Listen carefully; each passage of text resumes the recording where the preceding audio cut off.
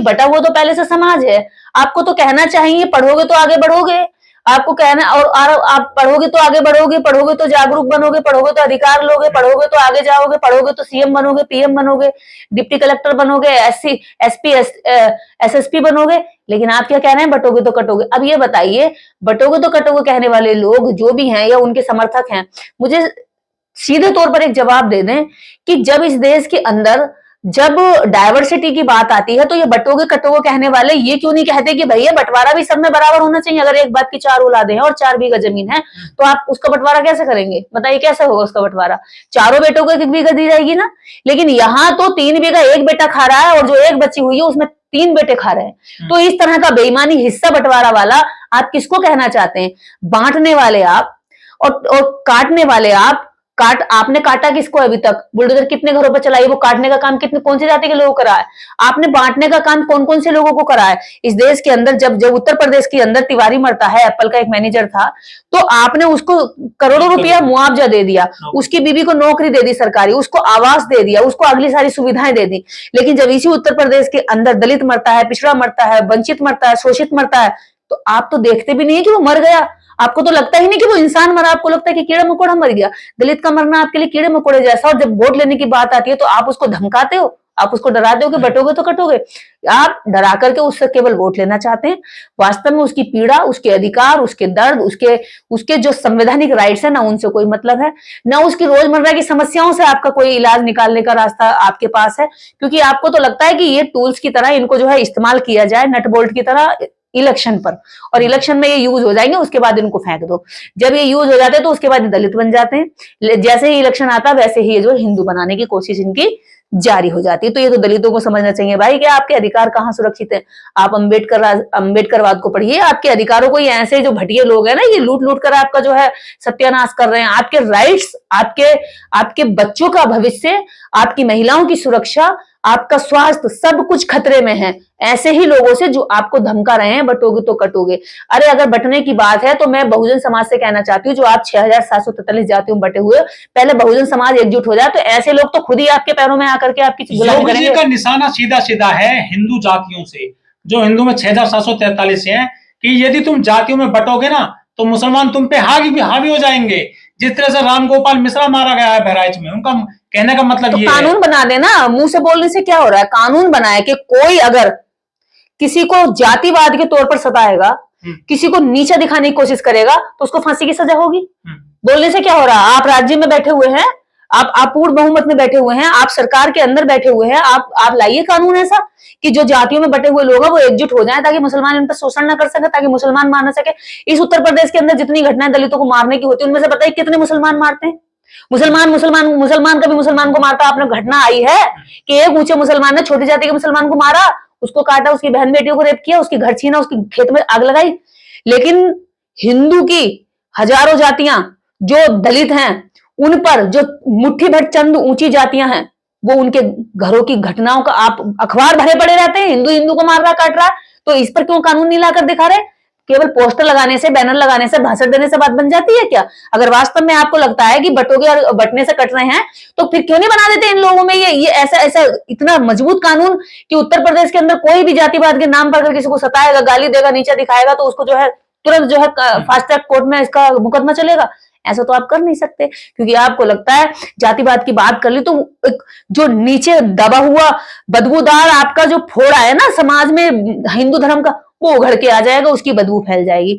आप इसलिए स्वीकार नहीं करना चाहते जातिवाद को, क्योंकि समाज को, दुनिया को ये पता चल जाए कि देश में जातिवाद भी है। और ये आपकी जो छुपाने की जो भावना है, जो छुपाने की जो मंशा है, यही है कि उनके दर्द से आपको कोई मतलब भी नहीं है।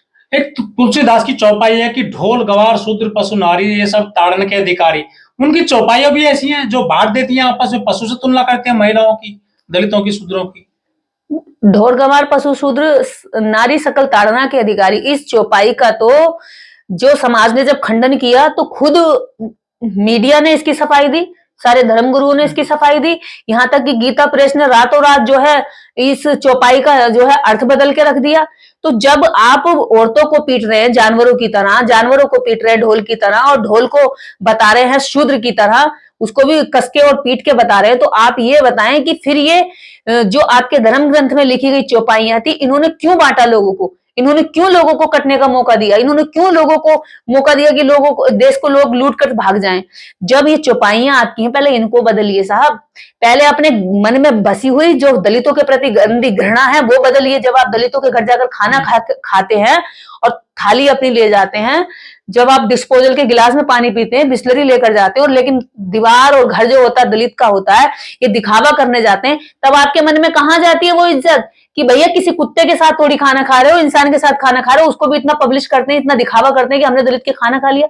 इसका मतलब तुम्हारी मानसिकता में आज भी ये है कि दलित नीच है, उसके घर खाना खाने से उसकी इज्जत बढ़ रही है। लेकिन जोगी जी का जो बयान है उसका कहने का ये भी हो सकता है कि आप जब तक बट रहे हैं, कट रहे हैं, लुट रहे हैं, पिट रहे हैं। हमारे देश में प्रमुख उदाहरण है, यहाँ पर मुगल आए, कटे हुए थे, बटे हुए थे लोग तो वो राज कर गए, फिर अंग्रेज आए, आप बटे हुए थे तो वो राज कर गए। यदि फिर से आप बटेंगे तो फिर से कोई बाहरी शक्ति आएंगी, आप पे राज करके चली ना, अरे भारी शक्ति इन आर्यों से ज्यादा घटिया और भारी शक्ति क्या होंगी? जिन्होंने बौद्ध धर्म का सत्यानाश कर दिया, जिन्होंने अंबेडकरवाद से नफरत करी, जिन्होंने कबीरदास से नफरत करी, जिन्होंने रैदास से नफरत करी, जिन्होंने इस देश के अंदर हर जो मानवता की बात करता रहा, उस मानवतावादी व्यक्ति की इन्होंने नफरत करी, उस व्यक्ति को मिटाने की कोशिश करी, बुद्ध से आज तक नफरत करते रहे हैं। तो ऐसे लोग जो बाहर के विदेशी आर्य इस देश पे कब्जा करके आज तक बैठे हुए हैं षड्यंत्र रचा करके, और इससे ज्यादा और क्या होगा इससे घटियापन? आप ये बताइए, अंग्रेज भारत में, अंग्रेजों ने रेल बिछाई, अंग्रेजों ने न्याय व्यवस्था दी, अंग्रेजों ने जमीन व्यवस्था दी। आप बताएं कि ब्राह्मण ने कौन सी व्यवस्था दी देश के अंदर? बताइए, ब्राह्मण ने कौन सा नया निर्माण करा, कौन सा पुल बनाया?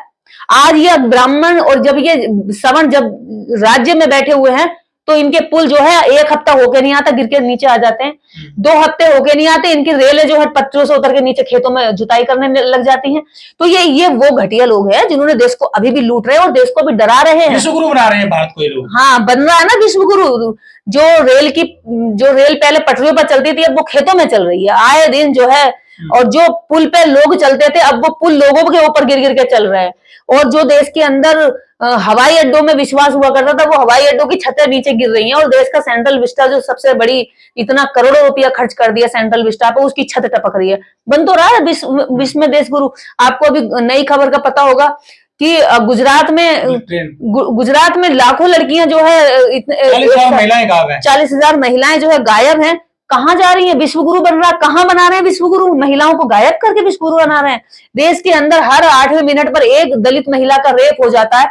ये काहे का विश्वगुरु बन रहा है? जहां कमजोर को कमजोर बनाया जा रहा है, जहां गरीब को गरीब बनाया जा रहा है, जहां अशिक्षित को और अशिक्षित बनाया जा रहा है, जहां इस देश के अंदर जो जातिवाद है उस जातिवाद को और घना और घिनौना बनाया जा रहा है। तो ये विश्वगुरु कैसे बनेगा? जब तक देश के अंदर सबसे पीछे खड़ा लाइन में व्यक्ति, जो गरीब है, जो कमजोर है, पीड़ित शोषित है, जब तक उसके लिए सरकारें नहीं काम करेंगी, जब तक उस पर ध्यान नहीं देंगी, तब तक ये विश्वगुरु नहीं बनेगा। जब तक ये विश्वगुरु बना रहेगा, विष भले ही इसमें घुला रहा है, जातिवाद का जहां विष घुला हुआ, वहां विश्वगुरु कैसे बनेगा? जहां महिलाओं के प्रति इतनी घृणा हो, नंगा करके उनको जगह जगह रोज ऐसी वीडियो मिलती है कि रोज पब्लिक इकट्ठी होकर के एक महिला को मार रही है, 4 पुरुष एक महिला को मार रहे हैं, किसी दलित को हाथ पैर बांध करके मार रहे हैं, किसी महिला को जो है खेत में ले जाकर के घुमा रहे हैं और गालियां दे रहे हैं। मणिपुर में जो एक बेटी को नंगा करके उसकी परेड निकाली जा रही है, वीडियो बनाई जा रही है, पब्लिश करी जा रही है।